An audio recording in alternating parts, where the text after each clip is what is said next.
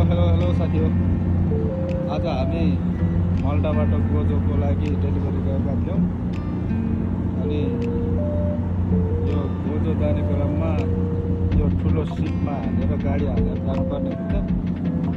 अब यसमा धेरै लामो यात्रा त गर्नु पर्दैन, आधा घन्टा जतिको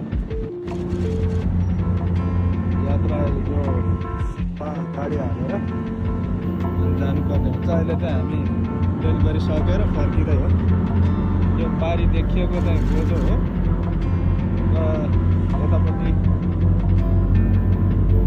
पर अलिक देखिएछ नि अब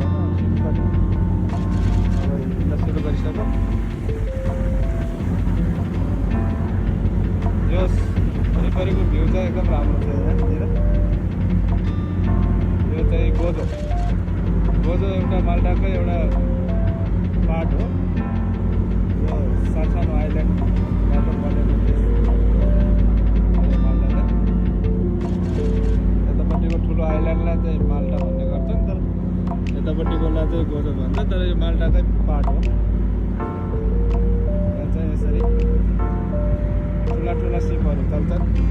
यो दुईवटा माल्टा र गोजो जोड्नको लागि सबै यात्रा चाहिँ यसैमा मान्छे गाडी सबै यही सिपमा गर्ने गरिन्छ। ल बाई बाई गोजो।